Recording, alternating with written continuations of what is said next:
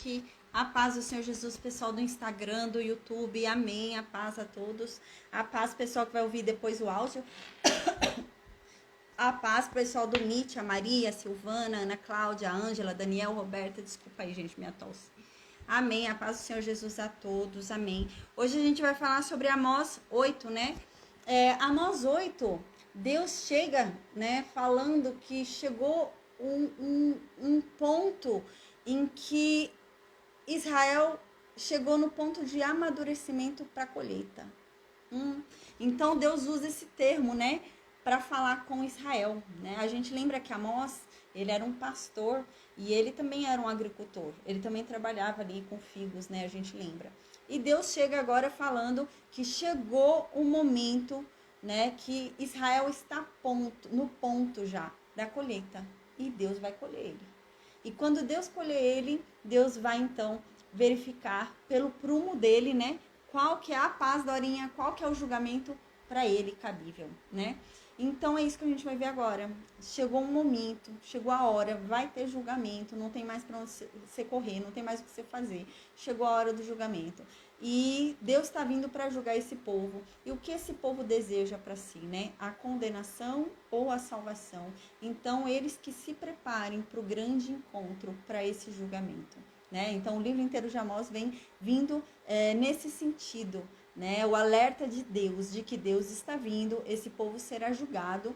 E esse povo até então, tudo que tem é a desfavor dele, tudo que tem é contra ele.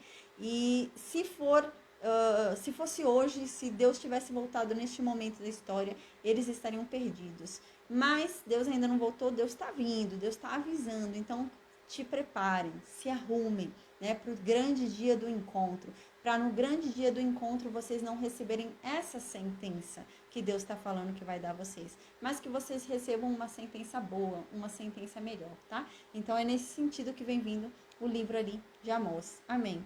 A música que a gente ouviu hoje é Mara Lima, Último Julgamento. Eu vou orar agora, então, amém. E a gente vai começar a falar sobre Amós 8, amém. Meu Deus, obrigada, Pai. Obrigada por mais um dia.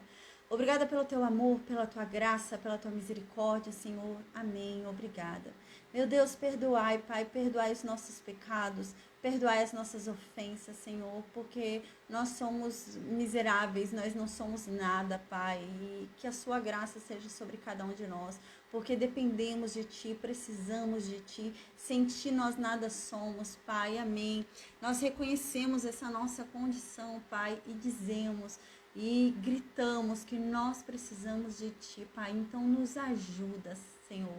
Perdoa os nossos pecados, perdoa as nossas fraquezas, Senhor. Nos limpa, nos lava, nos livra de nós mesmos, Pai. Nos ajuda nessa luta que há entre a nossa carne e o nosso espírito. Que o Senhor venha, Pai, em nome de Jesus, a alimentar o nosso espírito. Fazer com que venhamos a vencer, meu Deus, essa luta, porque aqui estamos buscando isso, Pai, o alimento para o nosso espírito. Então, torna a sua verdade clara, Pai, torna a sua verdade simples, que venhamos a compreender verdadeiramente quem Tu és, que venhamos a compreender verdadeiramente o que Tu diz, Pai, que não venhamos a ser enganados por falsos profetas, por falsos mestres, pela falsa doutrina, mas que venhamos a ser alimentados pela sã doutrina, Pai. Que venhamos, meu Deus, a compreender a Tua voz, discernir dela, Pai, em nome de Jesus, Senhor, amém. Meu Deus, que o Senhor, Pai, nos vista com a sua armadura, coloque em cada um de nós o seu capacete e nos proteja, Pai, de toda seta do maligno, de todo ataque do maligno. Que os seus anjos, meu Deus, fiquem ao nosso redor, que o seu exército seja conosco nessa batalha. E lute conosco, Pai, essa guerra, Pai, invisível, mas que sentimos, Pai, amém. Meu Deus, que o Senhor venha, meu Deus, com a Tua mão forte, com o Teu poder sobre nós, a nosso favor, Senhor. Em o nome de Jesus, Pai, amém. Nós lhe agradecemos pela Tua graça, pela Tua misericórdia, por tudo que o Senhor tem feito, por tudo que o Senhor já fez, por tudo que o Senhor fará. Obrigada por esse amor, Pai, esse amor que não pode ser estimado, não pode ser calculado, mas esse amor tremendo que o fez entregar seu único filho por cada um de nós, quando nada merecíamos, Pai. Obrigada, Senhor. Meu Deus, nós te amamos, nós te louvamos, nós temos prazer na Tua presença, nós te buscamos e ansiamos por Ti, Senhor. Amém. Meu Deus, que a sua vontade seja sempre feita em nossas vidas e através de nós. Em o nome de Jesus, Senhor. Amém. Amém. A paz, Pedro. Amém, amém, amém. Então, gente, a paz, Cida. Então, gente, hoje a gente vai falar sobre Amós 8, tá? Então, Amós 8 é o que eu disse. É chegado a hora da colheita. É isso que Deus vai dizer.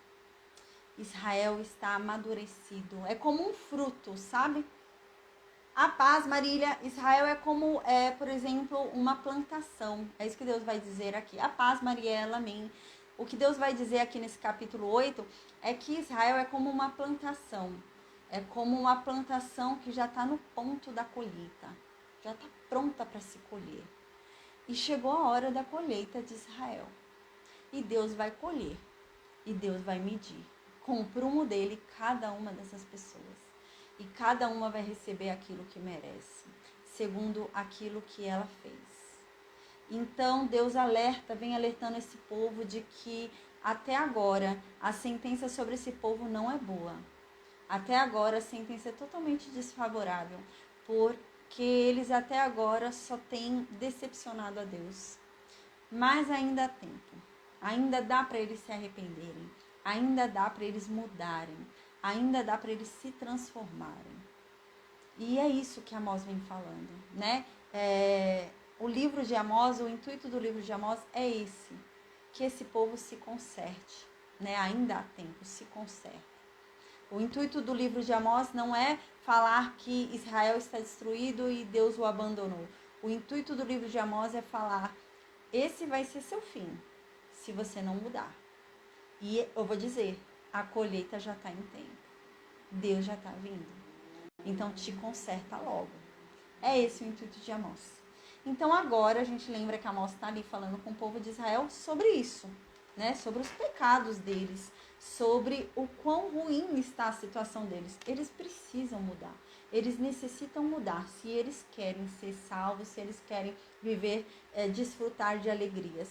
Então no versículo 1, a gente lembra que na aula passada Deus veio apresentando para Amós várias visões.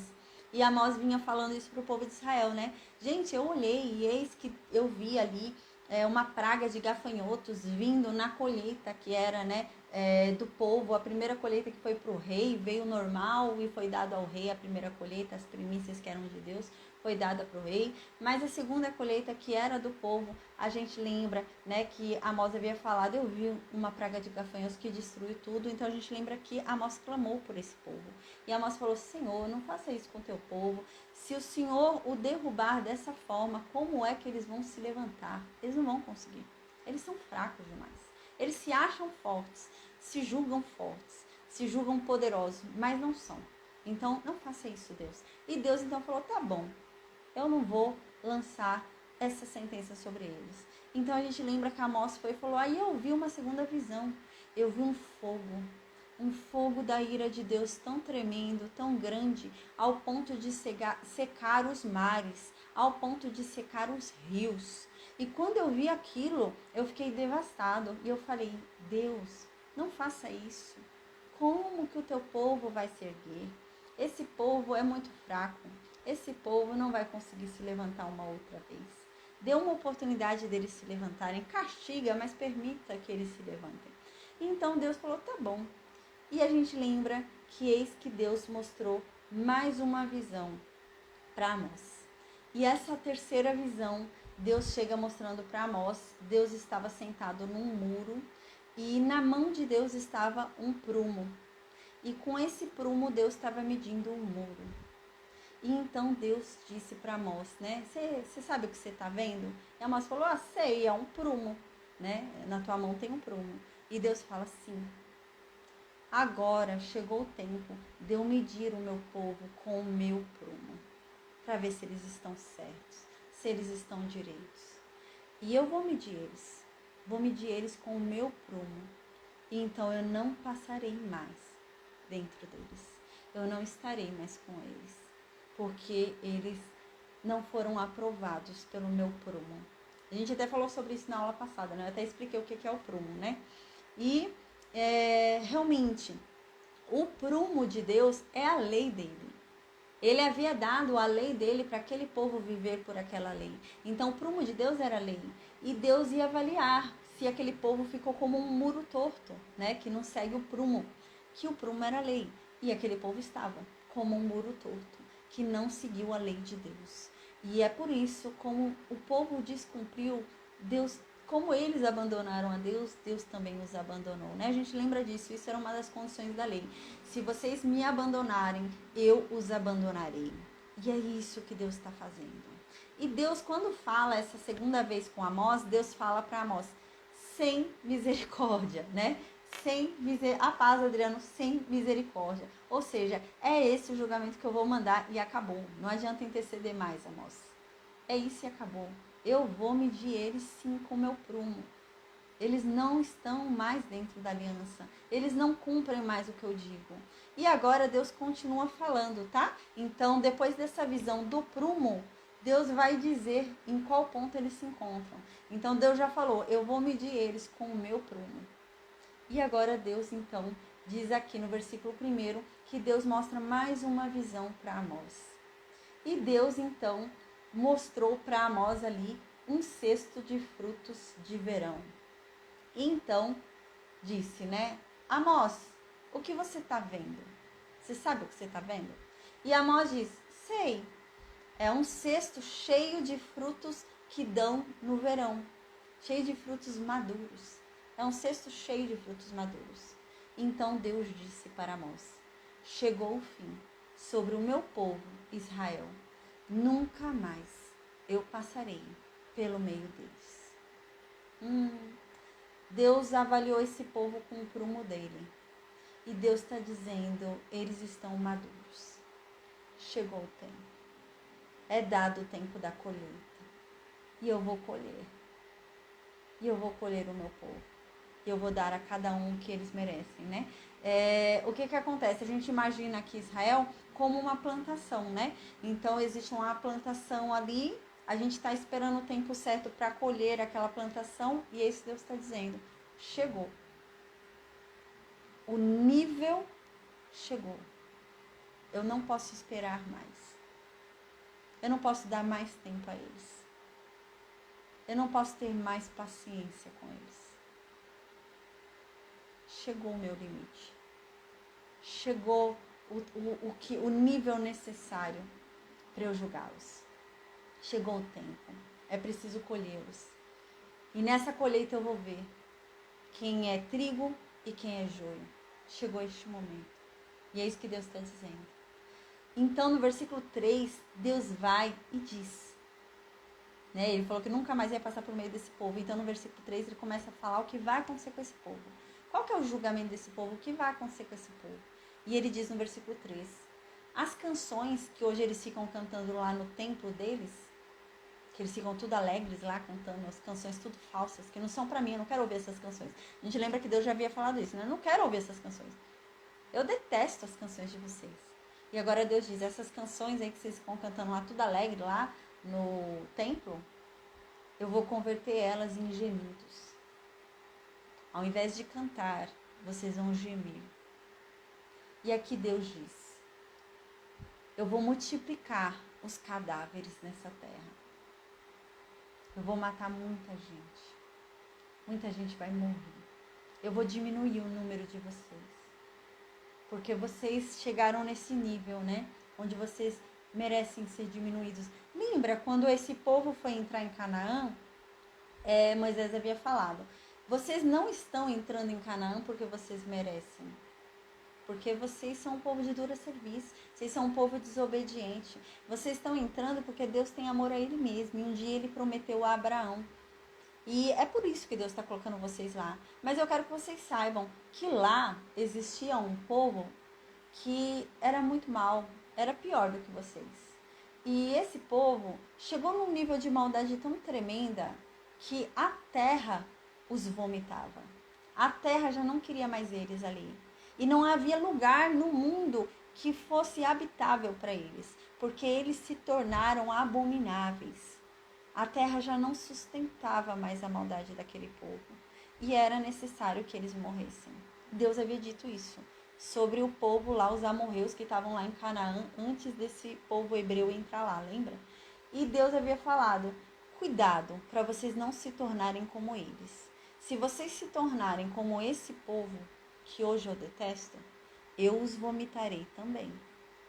Não pensem que porque eu fiz aliança com vocês, não pensem que porque uma vez vocês foram meus, que se vocês desandarem, eu não os vomitarei também. Eu também os vomitarei. E é isso que Deus está dizendo aqui agora. Eu havia prometido que a descendência de Abraão seria numerosa. Eu havia prometido que vocês seriam uma nação tão grande, mas tão grande que ocupariam um espaço enorme. Mas agora eu quero vomitar vocês. A terra já não suporta mais vocês. E é por isso que eu vou reduzi-los. De 100 eu vou reduzir para 10. A gente lembra, né? Deus havia falado isso. De 1000 vão cair para 100. De 100 para 10. E dependendo, até esses 10 vão morrer, Deus disse. Porque chegou um ponto onde a terra quer vomitar vocês. Vocês se tornaram tão insuportáveis a mim que eu quero vomitá-los. Não quero mais vocês. E é isso que Deus está dizendo aqui. Esse povo se tornou isso. Está nesse nível. Então Deus vai aumentar o número de mortos. E diz aqui, em todos os lugares serão lançados fora em silêncio. Eles perceberão o quão mal eles estão neste dia. E aqueles que eram pagos para cantarem músicas na morte, lembra que eu expliquei isso para vocês? A gente viu alguns capítulos atrás que pessoas eram pagas, né, para cantar ali, né, para chorar ali na morte, para pegar o morto de dentro da casa, porque aquele que tocasse num morto se tornaria imundo, né, até que ele fizesse a purificação, a gente lembra. E é isso que Deus está dizendo aqui. Quando alguém morria, gente, havia uma grande lamentação, né, ali se fazia um funeral ali de honra àquela pessoa que morreu, né? Então se falava, se cantava, tá? Se chorava. E Deus está dizendo que vai ser tão difícil esse momento na história deles, que sequer vai haver um barulho. Eles não vão conseguir fazer nada. Não vai ter um barulho de choro, de nada. Vai ser um silêncio total. Um lamento total.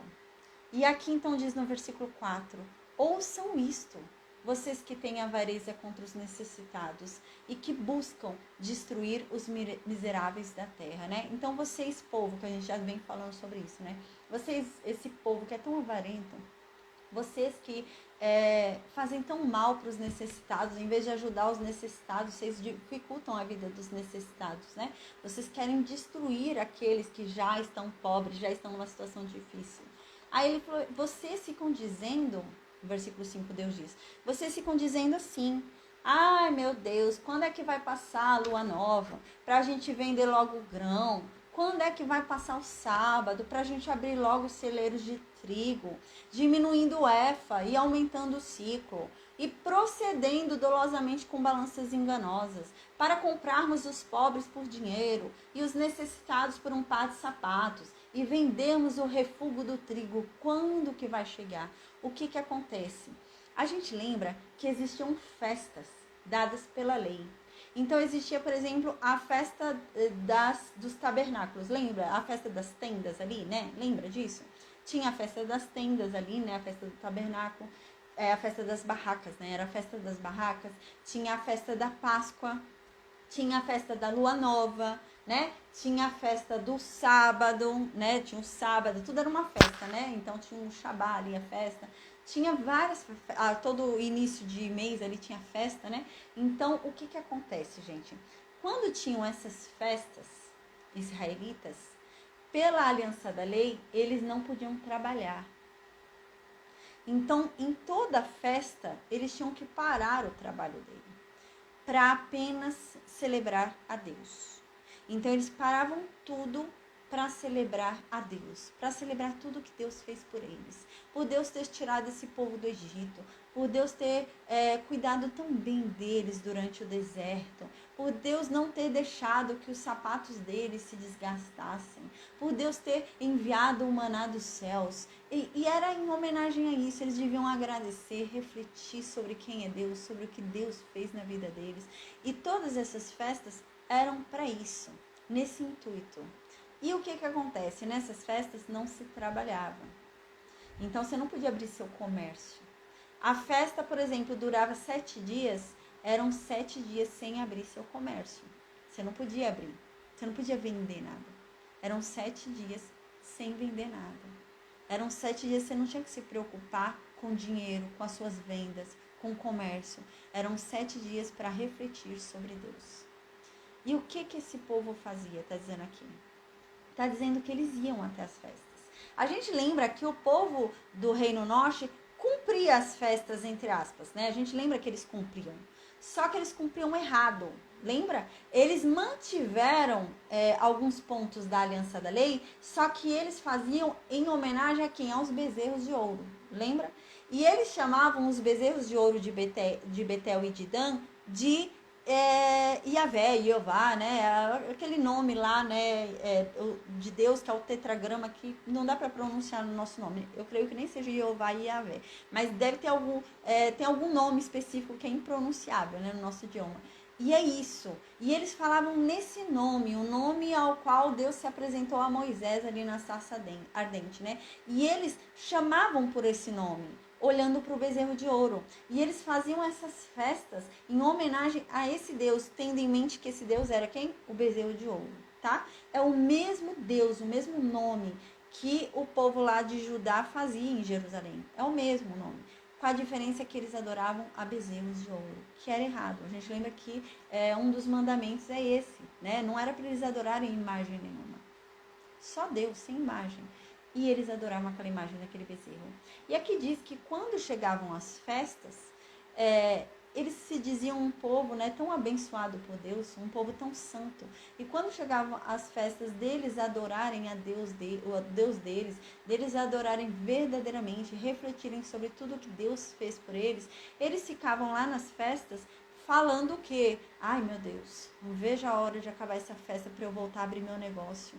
Ai, meu Deus, olha, eu tô perdendo dinheiro nesse lugar aqui, viu? Ai, 7 dias com o meu comércio fechado. Caramba, eu vou perder uma grana, né? E eles ficavam assim, com esse pensamento de que eles estavam perdendo dinheiro, de que tempo era dinheiro. O mais importante para eles era o dinheiro e não a presença de Deus. É aquilo, né? Onde está o seu coração, né? Ali está o seu tesouro. E era isso. O tesouro deles era a riqueza deles, era o dinheiro deles, não era Deus. Porque o coração deles estava no dinheiro deles, eles queriam ganhar mais dinheiro. E eles lamentavam, eles ficavam com pressa, ai que demora, ai meu Deus, ai tá demorando muito isso daqui, ai vai logo, eu quero abrir meu comércio. Esse daqui tá demorando, tá demorando, ai meu Deus, ai 7 dias pensando em Deus, 7 dias refletindo sobre Deus, meu Deus, são 7 dias que eu não vou poder abrir minha empresa, né? E eles ficavam nesse sentido, tá? E é isso que Deus está falando aqui. Vocês ficam falando isso, né? Ah, quando vai passar a lua nova? Pra gente ir lá e vender o nosso grão. Quando é que vai passar essa festa aí? Pra eu ir lá abrir meu comércio? Ai, quando é que vai passar o sábado? Ai, que dia longo, gente. Era um dia. Ai, que dia longo. Esse sábado não passa nunca. Eu quero vender. Eu quero ganhar dinheiro. Era isso que eles ficavam fazendo, né? Para abrirmos os celeiros de trigo. Então aqui diz, e quando chega o tempo onde vocês têm que fazer a sua venda, vocês diminuem o EFA. O que acontece? Quando chega o tempo, vocês acabam diminuindo o que tem que ser vendido. Por exemplo, vocês vão vender trigo. No dia que é para vender, nas minhas festas religiosas, vocês ficam ansiosos para ela acabar logo, para vocês começarem a vender. E quando chega o tempo de vocês venderem, vocês começam a diminuir o produto. Então, vocês vão vender trigo e o que vocês fazem? Vocês misturam o joio. Não se vendia o joio, se vendia só o trigo. Mas o que eles faziam? Eles queriam ganhar dinheiro. O negócio deles é dinheiro. Não importa a custa do quê, eu quero dinheiro. Não importa se alguém vai sofrer, eu quero dinheiro. Não importa se alguém vai ser prejudicado, eu quero dinheiro. Não importa se alguém vai sair perdendo, desde que não seja eu quero dinheiro. Então, o que eles faziam? Eles adulteravam o produto. Então, eu vou vender trigo, eu tô falando que é 1 quilo de trigo que tem aqui, só que eu coloco um monte de joio no meio. Tô mentindo. Eu vou vender feijão, eu coloco aqui o feijão e um monte de pedrinha no meio. E é isso. Eles começavam a fazer isso. E eles diminuíam o produto, diminuíam o EFA. Eles diminuíam o que ia ser vendido, adulterando o produto. E ainda, além disso, eles aumentavam o ciclo. O que é o ciclo? É o dinheiro. Aqui nessa época, o dinheiro, a moeda corrente era o ciclo, né? O ciclo de ouro, ciclo de prata, ciclo de bronze. Tudo era vendido por meio de ciclo. Você vendia por ciclo. 3.000 ciclos. É 200 ciclos, né? E o que acontece? Eles diminuíam a qualidade, eles vendiam farinha com joio e aumentavam o preço. É isso que Deus está dizendo. Vocês anseiam pelo dia da venda, vocês anseiam pelo seu comércio, vocês ficam lá na minha festa, no meu lugar, em homenagem a mim, em vez de refletir sobre mim, em vez de pensar sobre mim, em vez de pensar nas grandes coisas que eu fiz por vocês, vocês anseiam pelo fim daquela festa para vocês abrirem seus comércios. E vocês nem vendem de forma digna. Vocês nem vendem de forma justa. Vocês mentem. Vocês fingem que o produto é tal e vendem outro produto. Diminuem o produto, enganando aquele que está comprando. E ainda aumentam o preço do negócio que nem vale aquilo. Então Deus diz, e procedendo dolosamente com balanças enganosas. E assim, vocês estão agindo com balanças enganosas. Porque balança enganosa não é só você adulterar a balança. A gente lembra que Deus havia falado isso claramente na lei. Não adultere a balança. Era muito comum nessa época se adulterar a balança, né? Então eles faziam o quê? Eles tinham uma balança que era para vender e uma balança que era para comprar. Então a balança que era para vender, ela já vinha com peso alto, né? Então eu vendo 800 gramas e minha balança vai dizer que é 1 quilo. Porque ela já tá ali com 200 gramas programado nela. Então essa era a minha balança de venda. Então eu vou vender para a pessoa fala, eu quero 1 quilo de farinha de trigo. Eu vou lá, pego a minha balança que é a de venda, que é a adulterada, que já vem com 200 gramas nela, ponho lá no balcão e falo, vamos pesar aqui 1 quilo. Aí deu 800 gramas. Eu sei que deu 800 gramas. A balança tá adulterada. Mas a pessoa que tá comprando tá lendo ali 1 quilo. E é mentira. Eu adulterei a balança. Aí quando eu vou comprar, eu chego lá no comprador e falo, eu trouxe minha balança aqui, pesa pra mim, por favor, 1 quilo. E a minha balança tá a menos. Então a pessoa vai pôr 1 quilo, não vai dar 1 quilo na minha balança. Então ela vai pôr 1,2 kg e vai dar pra mim 1 quilo. Minha balança foi adulterada. Só que esse povo, ele já não adulterava as balanças. Não adulterava. Como se isso, fosse, nós somos santos, a gente está agindo dignamente porque a gente não está adulterando a balança. Mas de nada adianta se eles não adulteravam a balança dessa forma, mas eles iam e colocavam lá no meio do trigo o joio. Estão adulterando do mesmo jeito. O que importa a forma? Se está errado. É isso que Deus está dizendo. Vocês estão dizendo para mim que não tem balanças adulteradas? Realmente, sua balança não está adulterada. Porque você vai lá medir e a balança dele era de 1 quilo. Eles usavam balança de 1 quilo mesmo.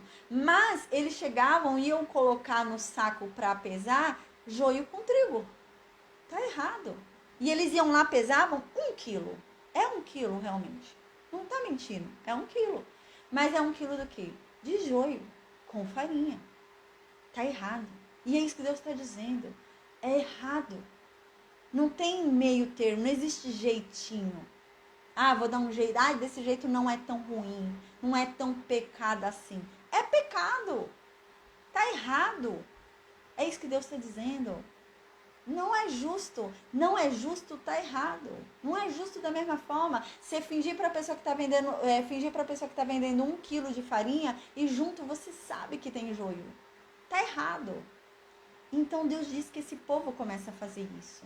E aqui diz no versículo 6, para comprarmos os pobres por dinheiro e os necessitados por um par de sapatos. Vocês ficam ansiando que as minhas festas acabem logo, para vocês irem oprimir os pobres.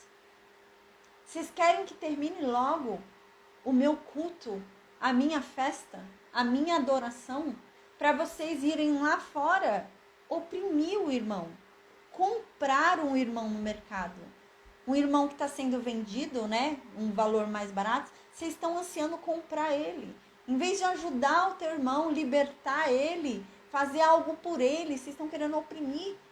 Vocês querem que minha festa termine para vocês oprimirem uns aos outros. E vocês querem comprar o necessitado até por causa de um par de sapatos. Aquele que está sendo vendido por causa de um par de sapatos. Em vez de você ir lá e pagar a dívida dele, que é só um par de sapatos, vocês vão lá e querem comprar ele como escravo por causa de um par de sapatos. E aqui ele diz no finalzinho, e para vendermos o refúgio do trigo. O que é o refúgio? Refúgio é o resto. Vocês ficam ansiosos para a minha festa acabar, para vocês venderem os restos do trigo. A gente lembra que na aliança da lei, Deus dizia, não vendam os restos. Deixem para os pobres. Você não vai vender os restos. Não, deixa ali para os pobres. Você não vai passar 2 vezes na sua vinha. Não, mas eles vendiam, gente, até os restos. Isso era errado. Eles tinham que dar aos pobres, não vender. E eles vendiam. E é isso que Deus está dizendo. Vocês não aprenderam nada. Vocês fingem celebrar as minhas festas. Vocês fingem me ofertar seus sacrifícios.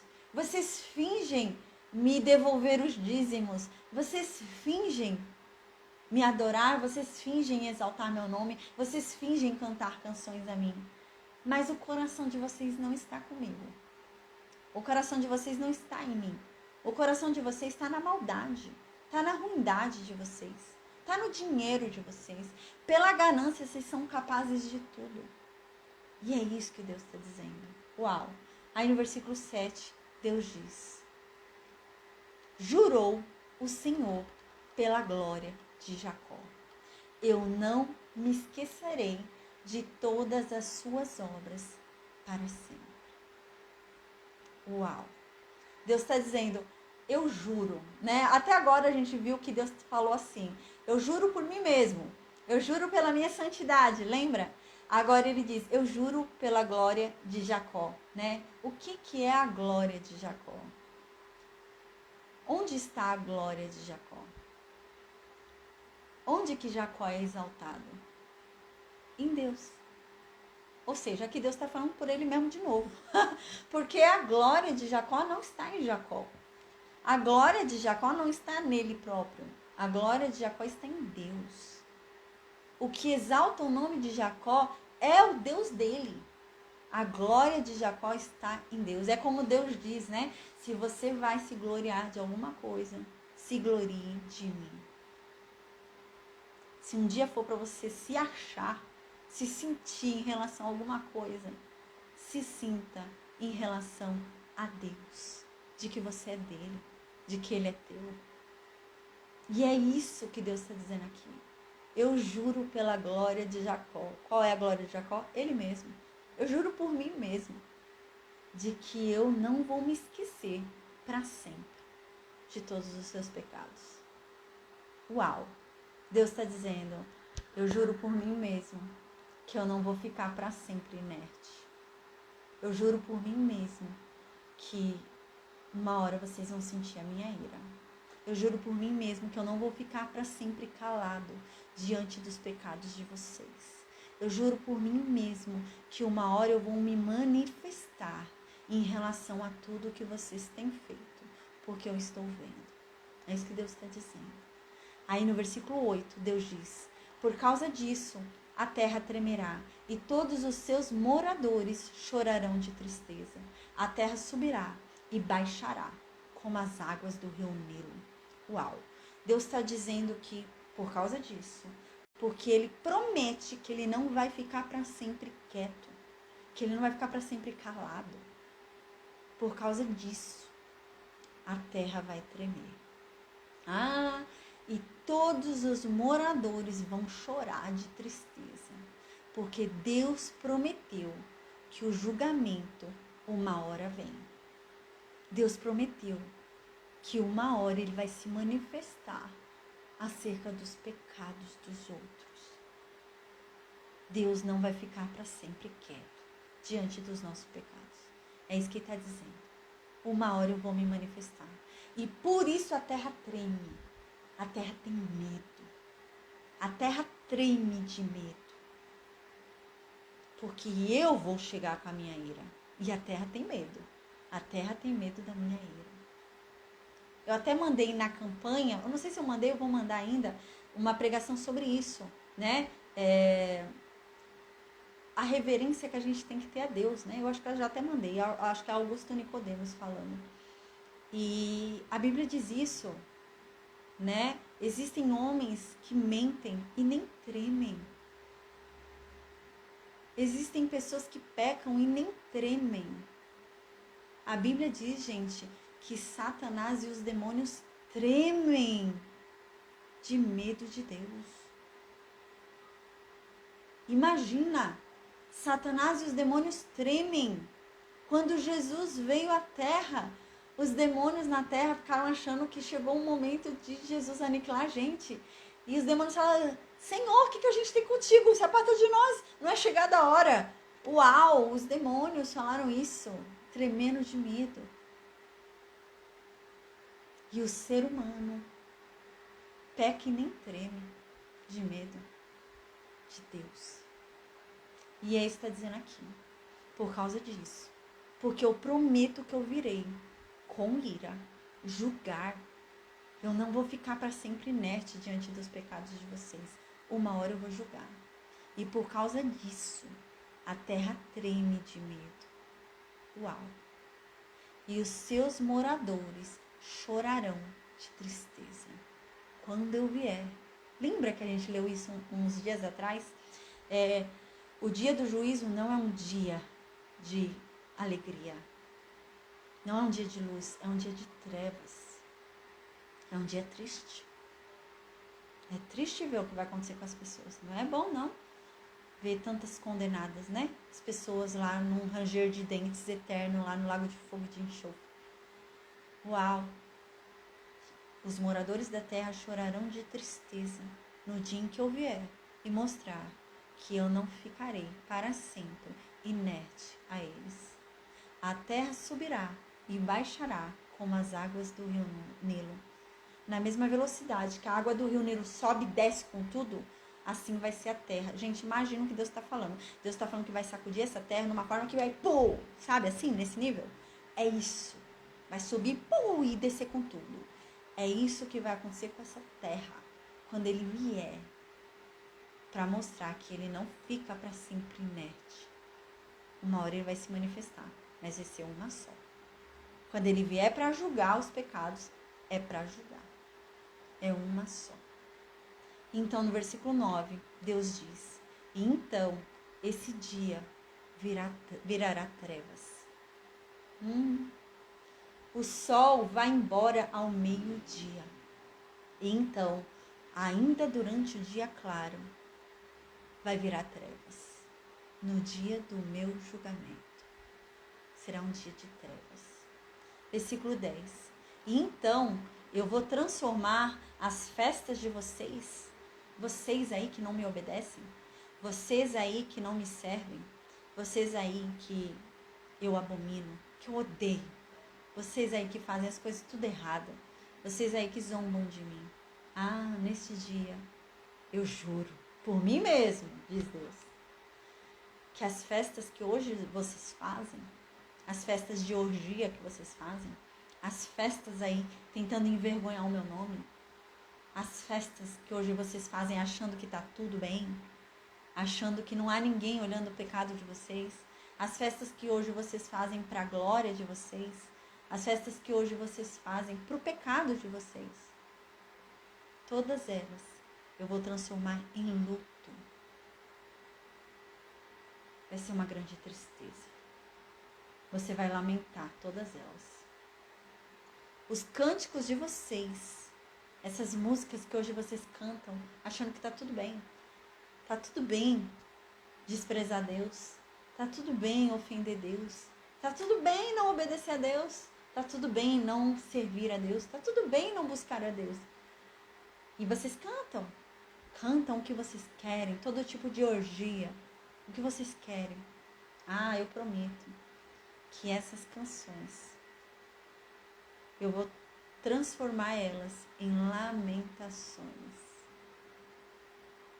As festas que hoje vocês fazem, no meu grande dia, não serão mais festas, serão apenas luto. Vocês só vão lamentar. Vocês não vão conseguir mais abrir a boca para cantar, apenas para lamentar. Vocês não vão conseguir mais se reunir para essas festas de orgia que vocês fazem. Vocês vão se reunir em luto. Luto, lamentação. E eu vou colocar em vocês um pano de saco. E na cabeça de vocês vai ter uma calva. Ou seja, vocês vão estar vestidos de luto. Claramente, quem olhar para vocês vai ver que o negócio não tá bom. Vai ver que o negócio não tá legal. Uau! E aqui Deus tem falado sobre isso mesmo, né? Deus está falando sobre o que ele diz lá no Apocalipse, né? O que ele diz no fim dos tempos, né? Realmente, o ímpio, ele tem que viver muito bem essa vida. Viva muito bem essa vida. Aproveite muito bem essa vida. Porque é só isso que você tem. A próxima vida não vai ser boa. E ela vai ser eterna. E não vai ser boa. Todas as festas que hoje você faz para zombar de Deus, para falar mal de Deus, para tirar uma de Deus, para envergonhar a Deus. Lá neste lugar para onde você vai, você não vai querer fazer festa nenhuma. Você só vai querer sentir o luto. É assim que você vai estar se sentindo, em luto. Você vai se sentir triste, não é um lugar bom, não. Você não vai conseguir mais abrir a boca para cantar, igual hoje, né? Você abre a boca para cantar, tá tudo bem minha vida de orgia, tá tudo bem eu ofender a Deus. Mas lá você não vai conseguir. Da sua boca só vai sair lamentação. Você vai lamentar muito. Uau! E quem olhar para você, quem te vê, vai ver que o negócio não tá bom. Você vai estar vestido de pano de saco. E na tua cabeça vai ter uma calva. Ou seja, quem olhar para você vai ver que não tá legal. O lugar não é bom. Uau! E então aqui diz, né? Vai ser como o luto de um filho único. E o seu fim como dia de amarguras. É como o luto de um filho único. Uau! Gente, é muito triste perder um filho, né? Muito triste. Eu senti uma dor tremenda, principalmente ali no meu Gabriel. Claro que em todos os filhos, né? Mas no meu Gabriel eu tava com 5 meses ali de gestação já. Meu bebezinho já perfeito. Numa consulta de rotina eu fui fazer ultrassom. O coraçãozinho já não batia mais. Gente, é uma dor que eu não desejo a ninguém. A dor de perder um filho. Eu não desejo a ninguém. Como dói perder um filho. E essa dor, né? De perder o filho único. É ainda maior, né? Claro que existem dores e dores, né? Mas imagina a pessoa que está na sua velhice, sua descendência tem um filho ali. Aquele único filho que você teve na tua vida inteira. Ele morreu. É muito triste, gente. Muito triste. E é isso que Deus está dizendo. É esse nível de tristeza. É esse nível de apatia que essas pessoas vão receber. Não é bom, não. Vai ser um fim de amarguras. Não é um fim bom. Eu vejo gente tirando uma, brincando. Quando eu chegar lá no inferno, eu vou sentar e conversar com Satanás. Vou virar amigo de Satanás, sentar lá e falar com ele. Foi dado pra gente uma falsa visão sobre Satanás, né? A gente imagina Satanás vermelho, com os chifres, com um tridente na mão, né? Espetando todo mundo lá no inferno, né? Eu imaginava assim, eu cresci com esse pensamento, né? Minha mãe católica, tudo ali, né? E eu cresci nesse pensamento, imaginando que Satanás era isso. Um monstro ali com um tridente, espetando, todo mundo tá no inferno, ele mandando no inferno. A Bíblia diz que nem no inferno Satanás manda. Não é Satanás que vai se lançar no inferno. Deus vai lançá-lo lá. E a Bíblia diz que ele vai ranger os dentes lá. Não vai ser bom. A Bíblia diz que ele vai gemer eternamente. Que ele vai ficar gritando. Imagina, gente. É uma amargura total. A gente vê o exemplo de Rico e Lázaro, né? E é isso. É uma amargura total. Uau! E ali do lado de Satanás vão estar os demônios também, ali no lago de fogo e de enxofre, rangendo os dentes eternamente, gritando, urrando. E junto com eles estarão os ímpios. Os ímpios também vão estar lá. E vão estar olhando para o lado e vendo Satanás ali. Você vai estar ouvindo os urros de Satanás. Imagina uma eternidade inteira, gente, ouvindo grito de demônio, ouvindo grito de Satanás, ouvindo as ofensas de Satanás, as coisas horríveis que Satanás vai ficar falando. Imagina você ficar uma eternidade inteira ouvindo isso. E é isso. O seu fim vai ser de amarguras. No versículo 11, Deus diz: virá um tempo em que eu vou enviar uma fome sobre essa terra. Mas não é fome de comida, não é sede de bebida, é fome da palavra de Deus, é fome de mim. Vocês quererão me ouvir e não poderão. Vocês desejarão me ouvir, mas não poderão mais. Uau!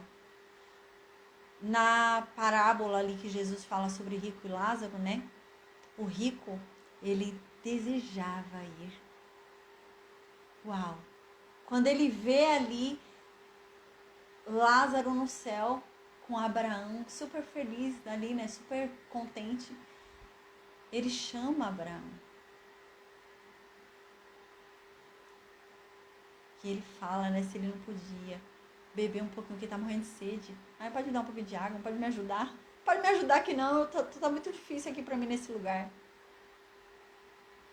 Não posso mais. Não posso mais. Gente, imagina uma eternidade inteira sem ouvir as palavras consoladoras de Deus. Uma eternidade inteira distante da presença de Deus. Uma eternidade inteira ao lado de Satanás e dos demônios. Deus me livre. E é isso que Deus está dizendo. Aí no versículo 12, Deus diz: E irão errantes de um mar até outro mar, e do norte até o oriente. Correrão por toda parte, buscando a palavra do Senhor, mas não a acharão, né? Então vocês vão... Ele está falando aqui pro Reino Norte, a gente lembra, né? Eu fugi um pouquinho, falei ali dos fins do tempo, mas Amós está falando sobre o Reino Norte. Olha, Reino Norte, hoje Deus tem falado com vocês. Hoje Deus tem insistido em vocês. Deus tem insistido, ido atrás de vocês, tentado mudar vocês, converter vocês, fazer o fim de vocês ser bom, mas vocês não têm escutado. Tudo que Deus tem falado, vocês têm rejeitado.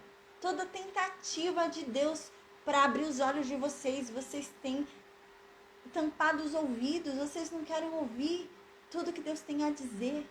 Mas chegará um tempo em que vocês desejarão ouvir a voz de Deus e não poderão.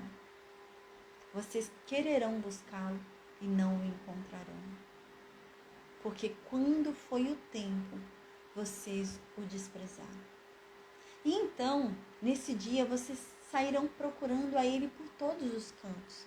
Vocês irão de ponta a ponta tentando achar Deus, tentando encontrá-lo, tentando encontrar alguém que fale algo e te faça sentir a presença dele.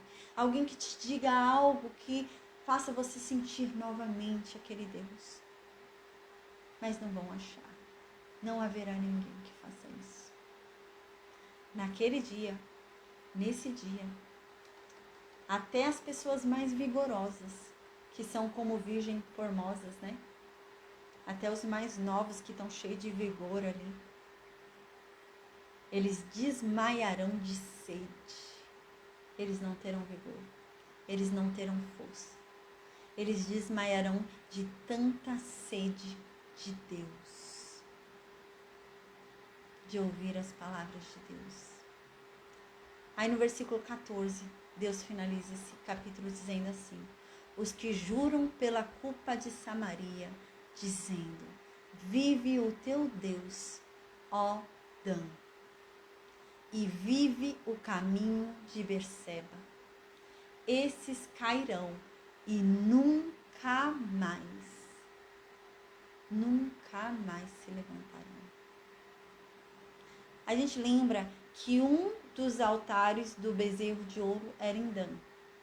Existiam 2 templos no Reino Norte, em Dan e em Betel. E Deus está dizendo que eles juram pela própria culpa deles. Eles juram pelo pecado deles. É tão absurdo que eles juram pelo próprio erro deles. Porque eles dizem assim: eu juro pelo Deus de Dan. A gente lembra, né? A gente estudou isso quando estudou sobre o faraó, né? Vive o teu Deus, ó Dan, né? Que eles falam, viva o faraó, lembra? Quando se diz assim, né? Viva o faraó, eu vou fazer tal coisa, né? Aqui é um juramento, né? Significa eu juro pelo faraó. E aqui é a mesma coisa, quando ele fala, viva o teu Deus, Dan, ó Dan, né? Eu juro pelo Deus de Dan. É isso que estão falando. E qual é o Deus de Dan, gente? Não é o Deus de Israel, não. O Deus de Dan é um demônio aí, não é Deus de Israel, não. Porque o Deus de Dan, a gente lembra que é um bezerro de ouro. E eles iam adorar lá para esse bezerro de ouro. E Deus já havia falado, não me busquem em Betel, não me busquem em Dan. Eu não estou nesses lugares. Eu estou lá em Jerusalém. Não me busquem aí, vocês não me encontrarão. E aqui ele está dizendo, vocês ainda juram pelo próprio pecado de vocês. Vocês ficam jurando pelo Deus de Dan, que é o pecado de vocês, o exato pecado de vocês é isso, é adorar esses bezerros, e vocês juram por eles. Então aqui ele diz, e vocês ficam dizendo, eu juro por Berseba. A gente lembra que Berseba também tinha algum altar lá de adoração pagã em Berseba. E eles também adoravam por esse Deus lá de Berseba. Não sei que Deus é, Baal, se é um bezerro também. Mas havia algum altar lá pagão em Berseba. E eles também adoravam por esse Deus. E Deus diz, esses que juram pelo próprio pecado deles, eles continuam no próprio pecado, eles continuam agindo no próprio pecado, eles insistem no próprio pecado e ainda o santificam. Tornam aquele pecado o Deus deles. O próprio pecado se tornou o Deus deles. Esses. Deus diz, eu juro por mim mesmo que esses vão cair e nunca mais vão se levantar. Nunca mais vai ter saída para eles. E é isso, gente. A gente fica achando, né, que Deus é amor, Deus é bondoso, Deus é demais, né? Não, quando Deus lançar lá um lago de fogo e de enxofre, vai ser para eternamente a pessoa ficar lá caída, ela não vai se levantar mais não. Não tem essa de que, eu vou ficar 1000 anos lá, depois Deus me resgata. Não, Deus não vai te resgatar nunca. Você vai ficar lá eternamente ouvindo os gritos lá de Satanás. Não vai ser resgatado nunca. Nunca, nunca, nunca, nunca. E é isso que Deus está dizendo aqui. Ai desses que santificam seu próprio pecado, que adoram seu próprio pecado. Ai desses, esses vão cair e nunca mais se levantarão. Eles vão querer, eles vão desejar a Deus, mas vai ser tarde demais. Eles vão querer ouvir a voz de Deus, mas será tarde demais. É que nem o rico e Lázaro. O rico queria. O rico estava ali, no lago de fogo e de enxofre, morrendo de sede ali, gemendo, gemendo, gemendo, e ele desejava. Ao ponto, até na pregação eu ouvi isso, que extraordinário, né? Ao ponto de um cara que não creu na salvação dele, ao ponto de um cara que era ateu, desejar a salvação dos outros. Ele fala, Abraão, permita que Lázaro ressuscite e volte lá e pregue para os meus irmãos, para que eles não tenham que vir para cá comigo. O O cara que era ateu, o cara que não tava nem aí pra salvação. Agora lá no inferno ele tá preocupado até com a salvação dos outros. Você acha que ele não queria ir pro céu? Queria. Você acha que ele não queria ouvir mais da palavra de Deus? Queria. Ele diz, permita que ele volte para que não aconteça com a minha família o que aconteceu comigo. Não vai ser bom, não. Ao ponto dele desejar ficar lá sozinho, para que a família dele não fosse junto. Ele não é egoísta ao ponto de falar, não, minha família venha comigo para eu ficar sozinha aqui no inferno, né? Todo mundo ficar junto, não. Às vezes a gente pensa que quando tem pessoas que são tão ruins nessa terra, que elas pensam que elas vão lá gostar, né? No lago de fogo de enxofre, elas vão, vai ser legal, vai ser bom. Mas a Bíblia diz que antes do julgamento, né? Antes da gente receber a nossa sentença, Deus se revelará a todos. Ao ateu, ao ímpio, todos. E todos se rendirão a Ele.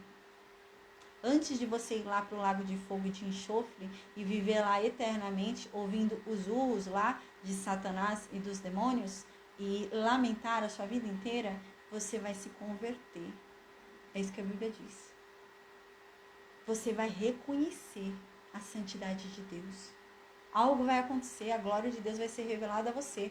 E você vai se ajoelhar a Ele e confessar com a sua própria boca que Deus é Deus, que só Ele e não há nenhum outro. E com essa consciência de conversão é que você vai para o inferno. Ou seja, você vai desejar ouvir dele. Porque aí você saberá quem é ele. É o que aconteceu com o rico. Quando for para o inferno, você viu que ele foi para o inferno e virou crente. Ele era ateu, foi para o inferno e virou crente no inferno. Mas aí é tarde demais. Não haverá uma segunda chance. Vai ser lá eternamente. E não vai ser bom, não. Não vai ser legal, não. Nem para Satanás. Satanás não é o rei dali, não. Não. Não vai ser bom. E vai ser eternamente. Imagina, Jesus, Deus me livre. Eternamente, com ouvindo os gritos de Satanás. Pessoal ali, Satanás naquele lago de fogo de enxofre, eternamente gritando, uivando. Aí ele vai e pega teu pé, assim, tentando ajudar ele. Deus me livre, cruz credo. É nesse nível, né? Então, é nesse nível. Então, gente, amém, amém. Amanhã a gente não tem aula, amanhã é quarta-feira. Na quinta-feira a gente vai finalizar o livro de Amós. É o último capítulo. Na quinta-feira é o último capítulo do livro de Amós. E na sexta-feira a gente vai começar o livro de Oséias, tá? Sexta-feira a gente começa o livro de Oséias. Amém. Depois que a gente terminar o livro de Oséias, a gente vai voltar pro livro de Reis. Vamos andar um pouquinho ali na história de Reis, ainda dentro da história de Uzias, tá? A gente vai caminhar um pouquinho só na história ali do Reino Norte. E então a gente vai pro livro de Jonas, tá? Aí depois do livro de Jonas, a gente vai pro livro de Isaías. Amém, amém. Glória a Deus, que Deus nos fortaleça, que Deus nos ilumine, nos instrua, que venhamos a aprender a verdade dele, né? Que venhamos a aprender o verdadeiro evangelho, né? O que realmente Deus quer de nós, como sermos agradáveis a Ele, que venhamos a aprender verdadeiramente quem é Deus e quem nós somos nele, para Ele, né? Então, amém. Então, gente, vou perguntar no Meet se alguém tem alguma dúvida. Enquanto isso, eu vou desconectar aqui o Facebook e o Instagram, tá bom? Amém, amém, amém. Deixa eu desconectar aqui.